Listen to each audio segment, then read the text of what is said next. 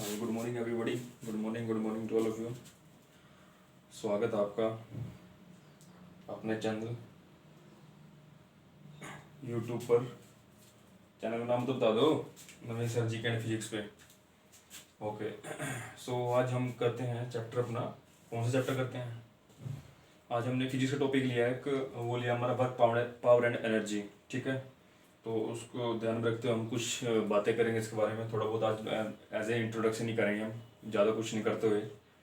तो work power and energy है हमारा। देखो, सबसे पहले जो वर्क पावर एंड एनर्जी, वैसे तो हम 9th क्लास में भी करते हैं इसको, 11th में भी करते हैं, बट 11th में क्या होता है हमारा, 11th में इसको डीपली कर देते हैं। चलो एक बार आप चैनल को सब्सक्राइब और लाइक जरूर कर देना वीडियो को। तो मैं ज़्यादा ना बात करते हुए हम बढ़ते हैं अपने टॉपिक पे। देखो, work power and energy, work क्या है? देखो, सबसे पहले क्वेश्चन ये पुट होता है कि वर्क क्या है। वर्क देखो, कोई भी हमारे द्वारा किया गया काम, उसको हम वर्क ही बोलते हैं सिंपल लैंग्वेज में। ठीक है, अगर मैं बोलता हूँ कि नहीं ये तो वर्क ही नहीं, आप कैसे डिफाइन करोगे? तो आप डिफाइन करोगे यस कि हमारी जैसे सपोज करो कोई ऑब्जेक्ट है यहाँ पे। अब देखो ये कोई ऑब्जेक्ट है। देखो, मैंने इस पे फोर्स लगाया, ठीक है, और ये फोर्स कहाँ पे, अब ये ऑब्जेक्ट कहाँ गया? अब ये ऑब्जेक्ट इधर आ गया। ठीक है, मास है सॉरी ये, और ये हमारा फोर्स, ये मास इधर आ गया, मतलब ये कोई एक वेट है, ये इधर आ गया। ठीक है, तो मतलब इसका ये मतलब अपने एक पर्टिकुलर ऑब्जेक्ट से, मतलब जो हमारा ऑब्जेक्ट है वो एक प्लेस से सेकंड अनदर प्लेस में चला गया। ठीक है, उसको हम बोलते हैं वर्क। की हाँ, हमारा कुछ ना कुछ इसमें फोर्स लगाया है, इसमें एनर्जी लगी है। ठीक है, तो और ये क्या हुआ, ये अपने एक स्थान से दूसरे स्थान पर चला गया, कि इसमें मूवमेंट हुई है, किसी ना किसी रिलेटेड करके हम इसमें मूवमेंट हुई है, यानी कि one place to another place. ठीक है, तो इसको क्या बोलते हैं हम कि हाँ ये अब वर्क हो गया हमारा। ठीक है, सिंपल लैंग्वेज में बोल देते हैं, उसको डिफाइन करते हैं हम ऐसे साइंटिफिक लैंग्वेज में, बट हम सिंपल लैंग्वेज बोलते हैं वर्क। हाँ, हमारे द्वारा कोई भी किया गया कार्य वो क्या होता है, हमारा वर्क ही बोलते हैं उसको, कोई भी। तो देखो, अब सिंपल सी बात है, अब हम वर्क को कैसे डिफाइन करते हैं हम? F into S. अब एफ इंटू एस क्या है? देखो मेरी बात समझो, वर्क क्या तो होती है। देखो, अब देखो मैंने इधर क्या किया, देखो वर्क क्या है, work is equal to force into displacement. ठीक है, ये देखो ये हमने बना दिया, डिस्प्लेसमेंट को हम एस से डिनोट कर देते हैं, तो W is equal to F into S. ठीक है, ये हमारा बन गया वर्क का फॉर्मूला। अब जैसे देखो, अब देखो मैं बताता हूँ आपको, ये जो हमारा वेट था, ये कोई भी सामान था, मतलब कोई भी ऑब्जेक्ट था हमारा। ठीक है, हमने इस पर फोर्स लगाया तो हमारा आगे चला गया। ठीक है, मतलब कुछ डिस्प्लेस हुआ ना, आगे डिस्प्लेसमेंट हुई ना हमारा। ठीक है, इसने कुछ ना कुछ विस्थापन किया है, आगे बढ़ा है, ये अपनी जगह से एक स्थान से दूसरे स्थान पर गया है, तो इसलिए हमें फोर्स इंटू वर्क, वर्क क्या होता है, वर्क इज इक्वल टू, ये फोर्स लगा हमारा, और इंटू में ये डॉट में, और इंटू में डिस्प्लेसमेंट। ठीक है, तो डिस्प्लेसमेंट को हम ऐसे करते हैं, इसलिए W is equal to F S. हाँ, अब पूछिए आपको कि एनर्जी, अब एनर्जी क्या है? एनर्जी भी सेम ही रिलेट करती है, एनर्जी भी इसका वाइस वर्सा है। अगर हम एनर्जी भी क्या है, वर्क के इक्वल है। देखो, हमारे द्वारा लगाई गई एनर्जी किसी भी ऑब्जेक्ट पर, किसी भी काम पर, वो क्या बोलती है, वो हमारा वर्क ही बोलती है। ठीक है, और किसी भी काम द्वारा हमारी एनर्जी लगी उसको हम वर्क कहते हैं, और वर्क द्वारा हमारी शरीर की एनर्जी लगी उसको एनर्जी बोलते हैं। ठीक है, तो वर्क और एनर्जी को हम इसलिए कोरिलेट कर देते हैं, उसको इक्वल करते हैं। लेकिन कई लोग ये बताते नहीं, बट इसको इक्वल हम मानते हैं। ये डायरेक्ट एग्जाम में क्या आया था एक बार ही, कि क्या हम वर्क और एनर्जी को इक्वल कर सकते हैं? यस, इक्वल, ये बात एक ही है। हम देखो, हम कोई काम कर रहे हैं तो एनर्जी लग रही है। ठीक है, अगर हम अपनी एनर्जी लगा रहे हैं तो कोई ना कोई काम ही हो रहा है, ऐसे तो है नहीं कि अब मैं खड़ा हूँ, हमको एनर्जी तो लगा रहा है। ठीक है, अब मैं कुछ चीज़ को बंद करूंगा, ऐसे ऊपर उठाऊंगा, किसी चीज़ को उठाऊंगा तो मेरी एनर्जी लगेगी, से ऑब्वियस सी बात है, तो work is equal to energy. ठीक है, तो इसमें हम कुछ एक देखो, जो वर्क पावर एंड एनर्जी जो हमारा चैप्टर है, इसमें हम कुछ यूनिट्स भी करते हैं। ठीक है, और यूनिट्स हमारी एसआई में भी होती है और सीजीएस में भी होती है। ठीक है, एसआई में हमारी यूनिट क्या होती है, हमारी इसमें एसआई में क्या होती है, हमारी वर्क यूनिट क्या होती है, एसआई में वर्क यूनिट क्या होती है, देख लो, वर्क यूनिट होती है हमारी एसआई में, ये देखो क्या होती है हमारी, न्यूटन मीटर या फिर जूल। ठीक है, न्यूटन मीटर, न्यूटन पर मीटर और जूल। ठीक है, ये हमारी होती है एसआई में, किस में होती है हमारी, एसआई में। ठीक है, और सीजीएस में क्या होती है हमारी, सीजीएस में होती है हमारी डाइन। ठीक है, हम इसमें दो में कोरिलेट कर देते हैं इसको। ठीक है, एसआई और सीजीएस में। ठीक है, ये एक बहुत बड़ा फंडा है, इसमें काफ़ी साइंस है, ये बहुत ही डीपली और बहुत ही वास्ट है ये, मतलब इसका कोई अंत नहीं है। ठीक है। तो हम जो हमारे एग्जाम के पॉइंट ऑफ व्यू से हम सिर्फ वही टॉपिक करेंगे इसमें है ना। अब देखो 1 न्यूटन किसके बराबर होता है, मैंने वैसे लिख दिया आपको समझाने के लिए ताकि आपको याद रहे, क्योंकि एग्जाम के अंदर क्वेश्चन पूछ लेते हैं, डायरेक्ट एक नंबर पूछ लेते हैं कि 1 न्यूटन किसके बराबर होता है, तो 10⁵ डाइन के। और 1 जूल किसके होता है, 10⁻7 अर्ग्स ERGS। और 1 अर्ग किसके होता है, 10⁻⁻7। इसका वाइस वर्सा कर देंगे तो उतना जूल होता है। ठीक है। एक इलेक्ट्रॉन वोल्ट कितना 1.6 10⁻⁻19 चार्ज कोलम बोल देते हैं इसको। ठीक है। और अभी आपको अब आगे समझ में, देखो फर्स्ट हमारे क्या होता है इसका, इसमें क्या होता है हमारे, देखो बस हमने क्या करना है, वर्क क्या करना है, work is equal to force into displacement. Displacement ये याद रखना हमें, ठीक है, F/S। फिर हम फर्दर हम इसको ना आगे काफी पार्ट में डिवाइड करते हैं कि देखो कि हमारा वर्क कैसा, हमारा वर्क पॉजिटिव वर्क है, हमारा नेगेटिव वर्क है, या जीरो वर्क है। ठीक है। हम उसमें आगे डिफाइन करेंगे इसको। ठीक है। आप तब तक ये नोट कर लीजिए, फिर हम नेक्स्ट चलते हैं इसमें। इसको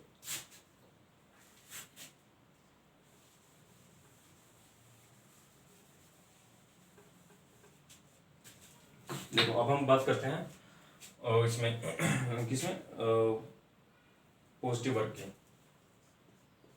पॉजिटिव वर्क। ठीक है। पॉजिटिव वर्क किसे बोलते हैं, देखो अब किसी ने आपसे पूछ लिया कि भाई मुझे एक डेफिनेशन डिफाइन कर दो या मुझे प्रूफ कर दो कि पॉजिटिव वर्क होता क्या है, वो आप समझा सकते हो कैसे, आप एग्जांपल के तौर समझा सकते हो, विद डायग्राम समझा सकते हो, विद न्यूमेरिकल समझा सकते हो। ठीक है। विद डेफिनेशन समझा सकते हो उसको, मैनी वेज या। ठीक है। तो पॉजिटिव वर्क हम कैसे कैसे सोल्यूट करेंगे, कैसे बताएंगे उसको, कि देखो जो हमारा, मैं देखो बता रहा हूँ उसको नोट कर लेना एक नोट्स में। ठीक है। जो हमारा फोर्स होगा, फोर्स एंड डिस्प्लेसमेंट, डिस्प्लेसमेंट केवल एक ही दिशा में लगेंगे, only only only one direction, only one, या फिर सेम बोल दो, सेम डायरेक्शन, सेम डायरेक्शन। ठीक है। ये आप याद रखोगे कि हमारे जो, देखो हम इसमें क्या एज ए एग्जाम्पल बता देते हैं कि हमने ये कोई ऑब्जेक्ट, कोई मास है, ठीक है, हमने इस पे क्या किया, हमने फोर्स लगाया इस पे। ठीक है। फोर्स हमारा कैसे लगाया, हम क्या करें, हम इसको आगे धकेल रहे हैं, हम इसको आगे धकेल रहे हैं ना, तो हम आगे धकेलने के लिए क्या करेंगे, फोर्स को ऐसे लगाएंगे। तो हमने फोर्स को लगाया ऐसे। ठीक है। और ये कहाँ जाएगा, ये चल चल के यहाँ पे आ जाएगा। ठीक है। मीन्स क्या हुआ, जो डिस्प्लेसमेंट हुआ, जो ये सामान था हमारा, ऑब्जेक्ट था हमारा, ये जो डिस्प्लेसमेंट हुआ, ठीक है, ये कहाँ गया, ये भी सेम आगे ही गया। Means force and displacement same direction में है। ठीक है। इसको बोलते हैं हम पॉजिटिव वर्क, कि हाँ ये पॉजिटिव वर्क है। ठीक है। इसको बोलते हैं कि हमारा फोर्स और डिस्प्लेसमेंट एक ही दिशा में है या फिर सेम डायरेक्शन में है, दोनों हमारी सेम डायरेक्शन में लग रहे हैं, उसको क्या बोलते हैं, हम पॉजिटिव वर्क बोलते हैं। ठीक है। ये इसमें मेन पॉइंट है। डायरेक्ट भी पूछ सकते हैं, एक नंबर में क्वेश्चन आ सकता है, दो में भी आ सकता है, विद प्रूफ करके दिखाओ। अगर उसने न्यूमेरिकल दे दिया तो बहुत बढ़िया बात है, हम डायरेक्ट कुछ नहीं करेंगे। डायरेक्ट फॉर्मूला लगाएंगे कि हाँ देखो, वो बता ही देगा उसमें न्यूमेरिकल में कि कोई भी ऑब्जेक्ट जा रहा हमारा सेम डायरेक्शन में है और उसमें ये है, तो आपको पता लग जाएगा कि हाँ ये पॉजिटिव वर्क है, बस सिंपल सी बात है। ठीक है। डायरेक्शन, फोर्स और डिस्प्लेसमेंट दोनों सेम डायरेक्शन में, ये याद रखना, ये हो गया हमारा पॉजिटिव वर्क। अब हम चलते हैं हमारे नेगेटिव वर्क पे। ठीक है। नेगेटिव वर्क, अब नेगेटिव वर्क में क्या करेंगे हम, देखो ये हो गया हमारा नेगेटिव वर्क। हमारा हिंदी वाले लिख लो भाई, हिंदी वाले भी, ऋणात्मक, ऋणात्मक कार्य। ठीक है। नेगेटिव वर्क, अब नेगेटिव वर्क में क्या होता है, देखो नेगेटिव वर्क में सिंपल होता है, उसका वाइस वर्स होता है, बस यार सिंपल सी बात है। देखो एक डायरेक्शन में क्या होगा, फोर्स जा रहा होगा, और एक में क्या डिस्प्लेसमेंट उल्टी उल्टी दिशा में जा रही है, कि हम फोर्स तो लगा रहे हैं यहाँ पे और चल हम वहां पे। एग्जाम्पल के तौर पे बता देता हूँ, देखो एग्जाम्पल के तौर पे आप अच्छे समझोगे। जैसे एग्जाम्पल लिखना, कोई ये एक ह्यूमन बॉडी है, ठीक है, ठीक है, ये ह्यूमन बॉडी है, और देखो एग्जाम्पल, देखो ये कोई ह्यूमन बॉडी है, और देखो ये इसके इसके यहाँ पे इसमें क्या है, ये इसमें एक कोई सामान है, मतलब कोई ये ऑब्जेक्ट है, ये कि ये सामान है, कोई चीज ले रखी है, इसमें मास है, कोई वेट है, ये लगा लो कोई वेट है, ये है वेट, मैं लिख देता हूँ, ये है वेट। और देखो अब देखो इसमें कैसे कैसे करेंगे। देखो अभी वेट तो है देखो इस डायरेक्शन में ठीक है, और वेट तो इस डायरेक्शन में, चलिए इस डायरेक्शन में रहा देखो ठीक है। अब देखो ना वेट तो कहाँ पे है, वेट तो है हमारा ऐसे ठीक है इस डायरेक्शन में, या फिर आप हाँ वेट है और चलिए इस डायरेक्शन में रहा है, तो क्या हुआ एक तो इधर लग रहा है और एक इधर लग रहा है, तो ये अपोजिट हो गई ना। आप सिंपल देख लो यार, सिंपल एक गाड़ी का एग्जांपल ले लो। अब हम गाड़ी चलाते हैं तो एक हम ब्रेक लगाते हैं गाड़ी के, तो क्या होता है हम खुद देख लो, हम खुद, मैं चल रहा हूँ देखो मैं चल रहा हूँ, अब मैं क्या कर रहा हूँ, चल तो मैं आगे रहा हूँ और फोर्स में पीछे लगा रहा हूँ, तभी तो मैं आगे चल रहा हूँ ना। बात वही ना, गाड़ी कैसे चलती है ना, जो फोर्स तो पीछे लगा, हम जो अपनी उसको पृथ्वी अपनी धरती को पीछे धकेलते हैं, तभी तो हम आगे चल पाते हैं। फोर्स आगे लगा, हम फोर्स ऐसे लगा रहे हैं पीछे भी ठीक है। डिस्प्लेसमेंट हम कहाँ कर रहे हैं, डिस्प्लेसमेंट आगे हो रही है हमारी, तो सेम यही तो कर रहा है ये ठीक है। चल रहा है कहाँ पे है, फोर्स कहाँ पे लग रही है, पीछे की तरफ लग रही है, और डिस्प्लेसमेंट तो नहीं आगे की तरफ हो रही है। अब इसमें डायरेक्ट देखो, अभी देखो फोर्स तो ये लग रही है, देखो उसकी ये फोर्स लगी हुई है उसकी देखो, और ये क्या है इसकी डिस्प्लेसमेंट है ठीक है, डिस्प्लेसमेंट। तो ये क्या हो गया हमारा नेगेटिव वर्क हो गया, इसको प्रूव कर दिया हमने भी नेगेटिव वर्क है। दोनों वाइस वर्सा है, उल्टे हैं दोनों, अपोजिट है दोनों, डायरेक्शन दोनों की सेम है ठीक है। तो हम इसमें क्या लिख देंगे, हम इसमें लिखेंगे कि जिसमें फोर्स एंड और क्या डिस्प्लेसमेंट, डिस्प्लेसमेंट किसमें होगी, अपोजिट डायरेक्शन में, इन अपोजिट डायरेक्शन। एग्जाम्पल हम चल रहे हैं, जैसे ये फोर्स तो हम इधर लगा रहे हैं और चल हम इधर रहे हैं ठीक है, ये तो होगी हमारी फोर्स, ये होगी हमारी डिस्प्लेसमेंट ठीक है। ये हमारी क्या होगी, नेगेटिव वर्क हो गया हमारा ठीक है, नेगेटिव वर्क हो गया, यानी W is equal to F into S, negative हो गया हमारा, नेगेटिव ठीक है, नेगेटिव वर्क हो गया। आगे समझ में। और देखो अब एक और तुम्हारा जीरो वर्क, कि जीरो वर्क कैसे करेंगे हम, जीरो वर्क कैसे करेंगे हम। देखो जीरो वर्क हमारे पास भी एग्जांपल है, अब हम जीरो वर्क की बात कर लेते हैं। देखो ये तुम्हारा नेगेटिव वर्क हो गया, आपने इसको नोट कर लेना, एक positive work negative work. Zero work वैसे कोई पूछता है, लेकिन हम भी फिर बता देते हैं जीरो वर्क होता क्या है। जीरो वर्क की हम बात कर लेते हैं। देखो ये जीरो वर्क क्या होता है, जीरो वर्क ठीक है। जीरो वर्क में क्या होता है, देखो अगर कोई भी सामान है, ये कोई भी ऑब्जेक्ट है ठीक है, ये हो गया हमारा ठीक है, ये हो गया, ये हो गया, ये हमारा क्या होता है, ये क्रॉस सेक्शन होता है हमारा, क्रॉस साइन 90 ठीक है। ये और हमारा कोस कोस थीटा, ये कोस थीटा हो गया हमारा, देखो कोस थीटा। अब देखो अब हमारा वर्क जीरो कैसे होगा, हमारी एक कंडीशन में हो सकता है। देखो हम अगर हम कोस थीटा को, कोस थीटा हमारा क्या होता है, कोस थीटा कोस 90 कितना होता है हमारा। देखो अगर हम कोस को देखो, उसमें क्या होता है, देखो W is equal to F S cos theta, ये होता है हमारा फार्मूला ठीक है।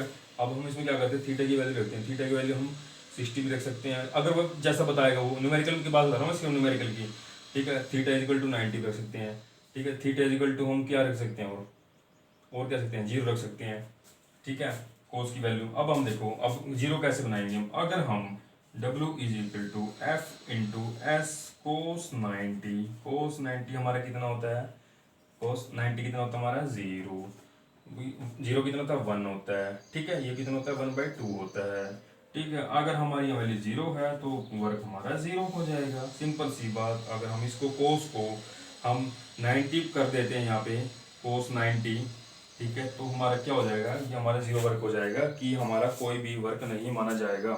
मैं एग्जांपल के तौर पर बताता हूँ कि मैं अगर यहाँ से मार्केट जाता हूँ और मार्केट से सेम अपने घर पे आ जाता हूँ, तो मेरा वर्क क्या है, जीरो वर्क डन है, बिल्कुल कोई मैंने वर्क नहीं किया, मेरा जीरो वर्क डन है, चाहे मेरी कितनी एनर्जी लगी या ना लगी, ये मेरा जीरो वर्क डन है ठीक है।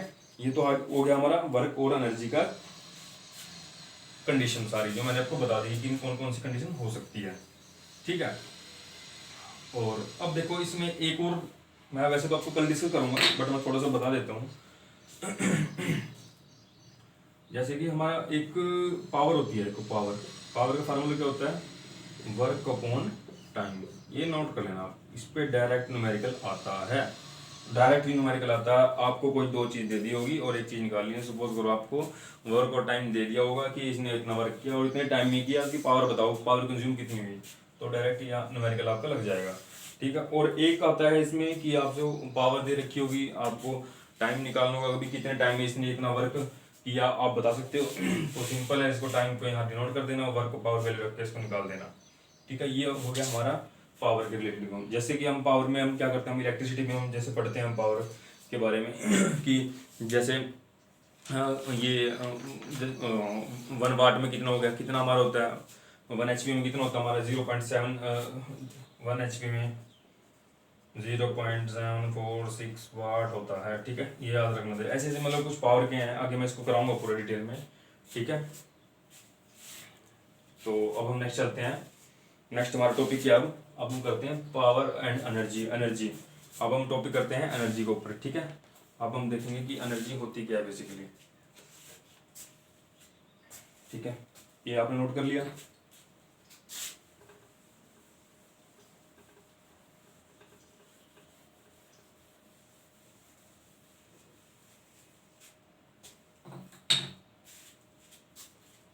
अब बाजू अब हम कर देते हैं एनर्जी एंड पावर को।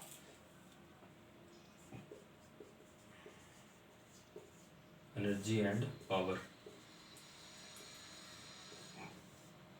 अब आपसे पूछे what is the difference between energy and power. What is the difference between energy and power, कई बार इंटरव्यू में क्वेश्चन पूछा जाता है, या फिर एक 2 नंबर का 3 नंबर का आ जाता है कि इसके बीच में डिफरेंस बताओ, कोई कम से कम 2 या 3 डिफरेंस बताओ। अब देखो सिंपल से एक डिफरेंस क्या है, सिंपल से एक डिफरेंस ये होता है। देखो एनर्जी में, एनर्जी क्या होती है, देखो एनर्जी को हम सिंपल इसमें लिख सकते हैं कि देखो मैं 2 तरीके से बताऊंगा, इसमें अलग अलग विद एग्जाम्पल के साथ बताऊंगा। देखो एनर्जी को हम कैसे करते हैं, रेट,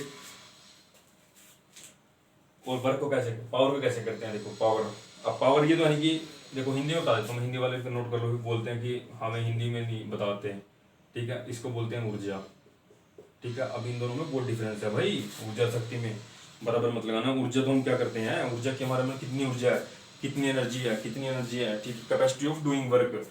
ठीक है, समझ गए ना, इसका मतलब क्या होता है, capacity, capacity of doing work. ये तो हो गया इसका। और पावर का क्या बोलेंगे हम, हैं पावर का क्या बोलेंगे हम, बताओ पावर का आया कुछ, इससे रिलेट कर लो, बस सेम ही है, सेम ही है। पावर का भी बस थोड़ा सा डिफरेंस है, उसमें हम टाइम की लिमिट कर देते हैं बस, rate of doing work, rate of doing work. ठीक है, इन दोनों में डिफरेंस देख लो क्या है।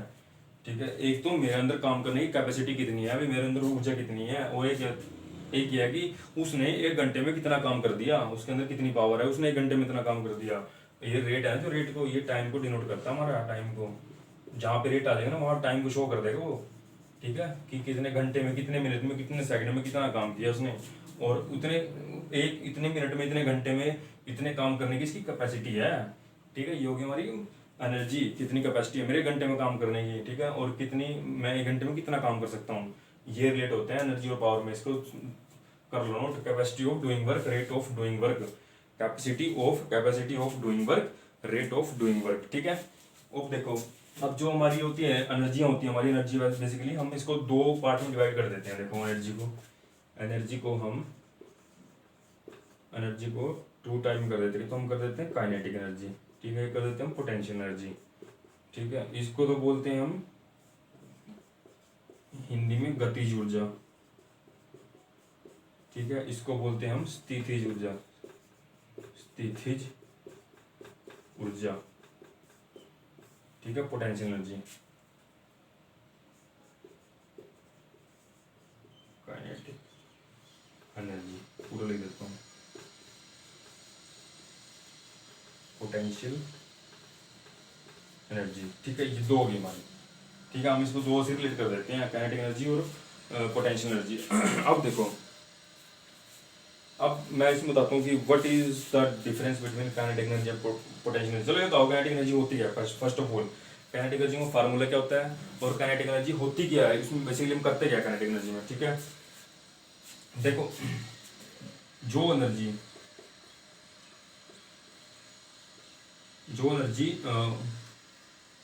अब ये लगा लो जो एनर्जी मोशन के अकॉर्डिंग चले, मोशन के अकॉर्डिंग चेंज हो, जो एनर्जी मोशन के अकॉर्डिंग हो, मोशन के अकॉर्डिंग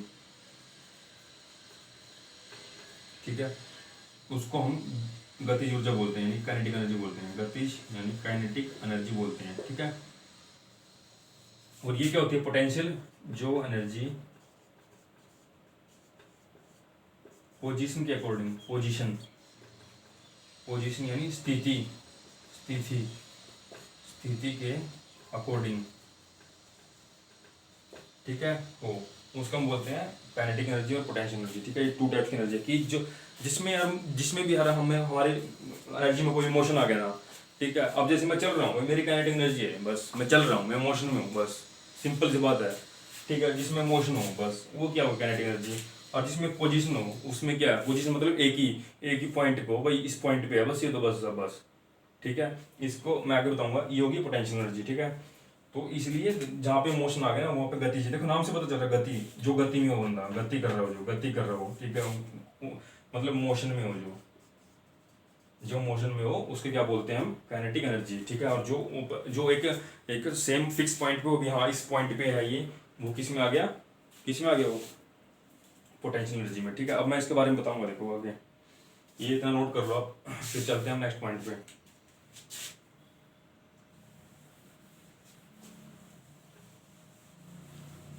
हम चलते हैं नेक्स्ट पॉइंट पे, इसी के पॉइंट नेक्स्ट पे। देखो काइनेटिक एनर्जी मैंने बताया, जो एनर्जी मोशन में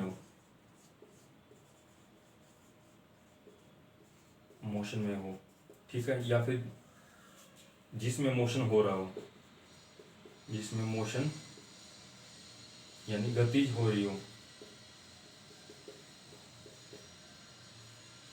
ठीक है, वो भी काइनेटिक। और पोटेंशियल क्या होगी, आ फिक्स पोजीशन, यानी कि स्थिति। अब इसे एग्जांपल देख लो। ठीक है, देखो काइनेटिक देता हूँ पहले मैं, इसमें ये हमारी होगी, इसको हम कर लेते हैं इधर, ये होगा हमारा काइनेटिक की। ठीक है भाई, ये गाड़ी है, देखो ये एक बस है, ठीक है, ये देखो मोशन में आ गई, इधर आ गई, चल रही है भाई ये। ठीक है, ये तो होगी हमारी काइनेटिक एनर्जी, सिंपल सी बात है, देखो। ठीक है, और ये देखो मैंने एक बॉल फेंकी, ऊपर बॉल फेंकी मैंने, ये एक पॉइंट पे चले गई यहाँ पे, ठीक है, जो इसकी हाइट है वहाँ पे आके इसकी वो क्या होगी, रुक गई बॉल, तो ये क्या होगी, इसकी पोटेंशियल एनर्जी होगी, मतलब एक स्थिति, एक पोजीशन आ गई यहाँ पे, इसको बोलते हैं पोजीशन। एग्जांपल ले लो आप, हवा में ऊपर क्या है, जैसे हमारे डैम होते हैं, डैम में क्या करते हैं, पानी रोक देते हैं। ठीक है, ये हमारा कोई डैम है, देखो सपोज करो, ये देखो इसको मैं छोटा बना देता हूँ, देखो ये हमारा कोई डैम है, देखो इतना डैम हमारा, यहाँ पे पानी का लेवल इतना हो गया, देखो उसका, ये क्या है, मैक्सिमम पॉइंट है इसका, ये क्या है इसकी पोटेंशियल एनर्जी है ये। ठीक है, और पोटेंशियल एनर्जी कैसे होगी मैं बताता हूँ, ऐसे नहीं कि ऊपर हाइट पे हो गया भाई, वो डायरेक्ट पानी नीचे आएगा ना तो उसकी पोटेंशियल एनर्जी हो जाएगी वो बड़ी फास्ट। ठीक है, एक पॉइंट से ऊपर बड़ी फास्ट, जैसे बॉल ऊपर फेंकी हमने तो बॉल डायरेक्ट नीचे आएगी, तो वो क्या होगी, पोटेंशियल एनर्जी हो जाएगी इसकी।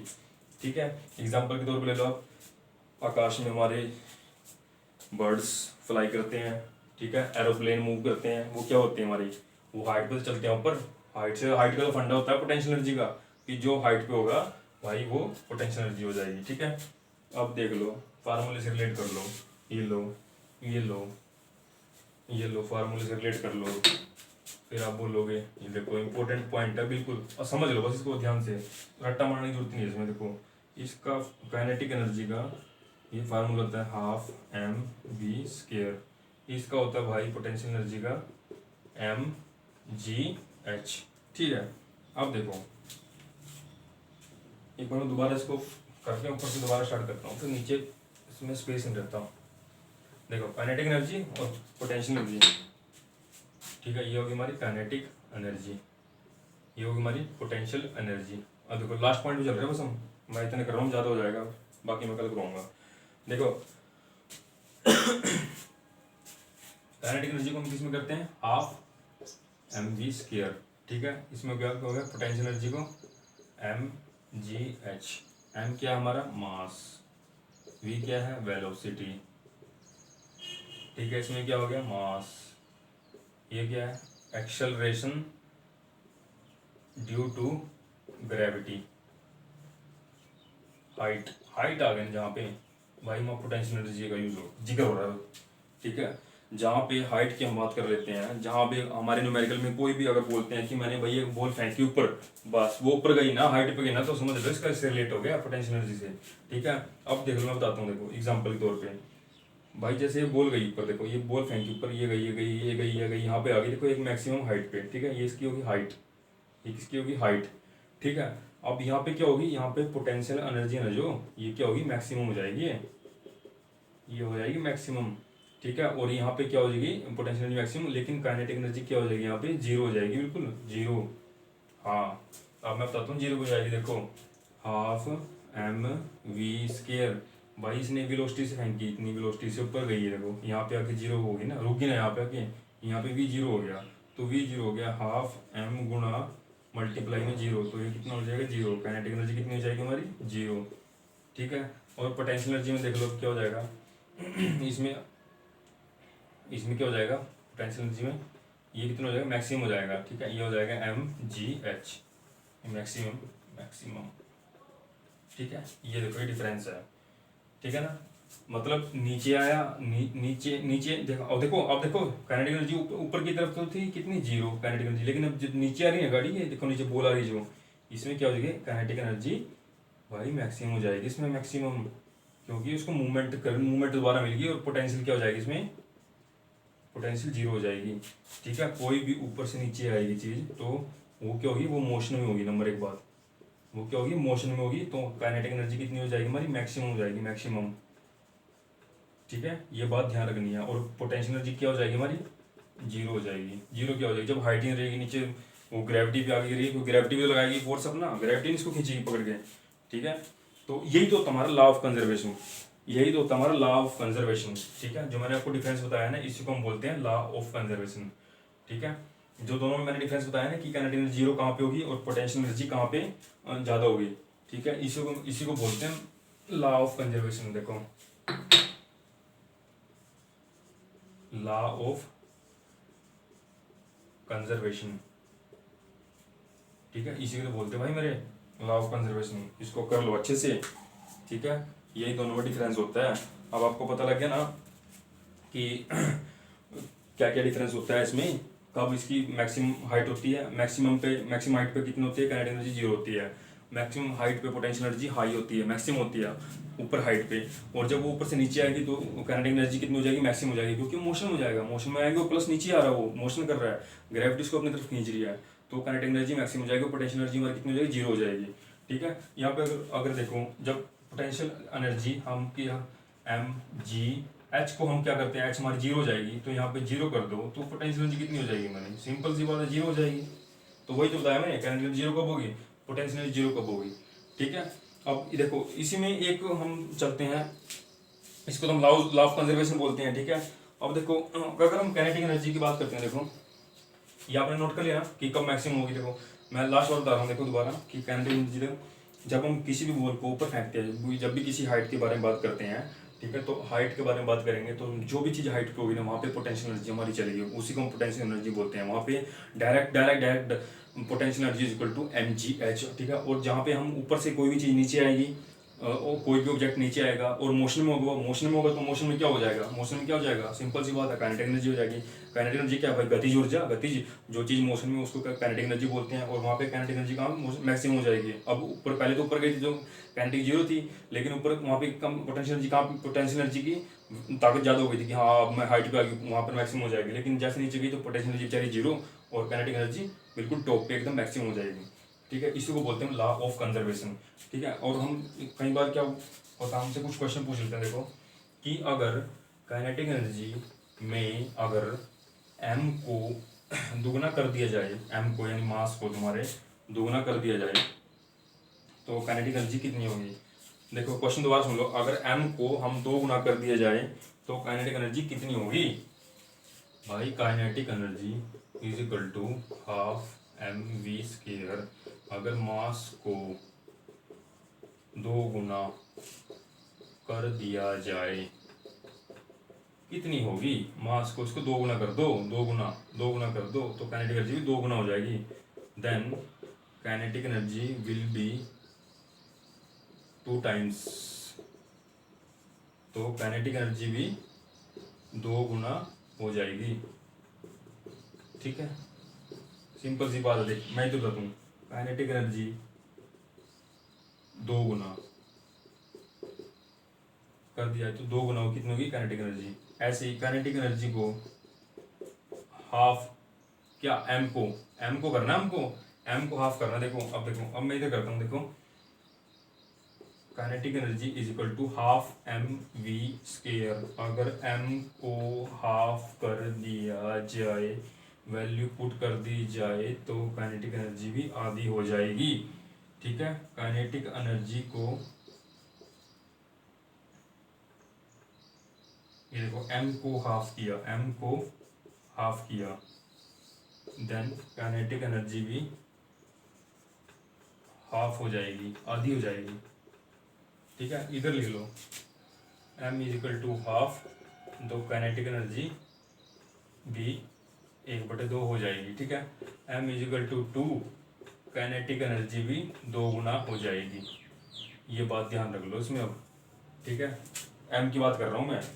हाँ, मास हिंदी में बोलते हैं इसको द्रव्यमान। ठीक है, m के केस में है, सिर्फ m के केस में अगर हम इस m को हाफ कर दें और इसको 2 टाइम्स इंक्रीज कर दें, तो काइनेटिक एनर्जी पे क्या फर्क पड़ेगा। तो दो गुना करेंगे तो काइनेटिक एनर्जी 2 गुनी हो जाएगी, और हाफ करेंगे तो वो भी काइनेटिक एनर्जी भी हाफ हो जाएगी। ठीक है, बाकी आप समझदार हो।